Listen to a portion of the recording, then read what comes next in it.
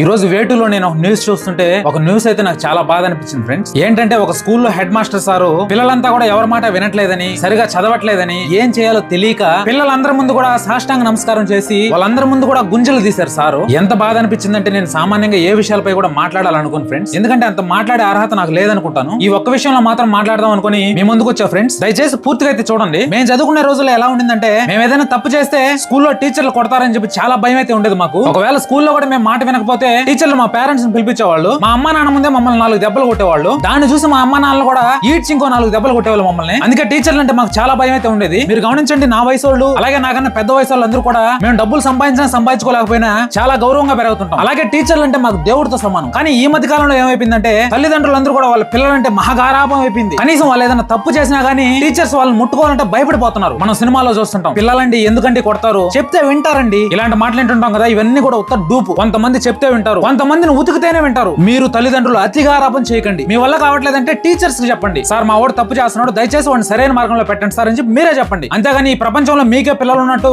వాళ్ళని తీసుకుపోయి మీ నెత్తిని పెట్టుకుని అయితే పెంచొద్దు. అలా చేశారంటే వాళ్ళ జీవితంలో దేనికి పనికి రాకుండా పోతారు. నేనేమనుకుంటానంటే, పిల్లల్ని మందలించడం అనేది టీచర్స్ కుంటే ఒక ప్రాథమిక హక్కు అని నేను అనుకుంటా. కొంతమంది సైకో టీచర్లు కూడా ఉంటారు, వాళ్ళ గురించి నేను మాట్లాడట్లేదు. ఇప్పుడు ఈ సార్నే చూడండి, ఆ పిల్లల్ని పట్టించుకోకపోయినా సరే ఆయన జీతం అయితే ఆయనకు వస్తుంది. కానీ ఎలాగోలా వాళ్ళని బాగుపరచాలని చెప్పి వాళ్ళందరి ముందు సాష్టాంగ నమస్కారం చేసి వాళ్ళందరి ముందు గుంజలు కూడా చేస్తున్నాడు సార్. ఎందుకు ఇలా చేస్తున్నారంటే, ఆవేదన. వాళ్ళని ఏం చేయలేని స్థితిలో ఏ తప్పు చేయకపోయినా సరే చిన్న పిల్లల మధ్యలో గుంజలు పెడుతున్నాడు సార్. దయచేసి పేరెంట్స్ మారండి. నాకు అనిపించింది చెప్పా ఫ్రెండ్స్. దయచేసి నేను చెప్పిన దాంట్లో ఏమైనా తప్పు ఉంటే క్షమించండి. దయచేసి మీరైనా అతిగారాపం చేయకుండా పిల్లల్ని కాస్త భయంగా పెంచండి.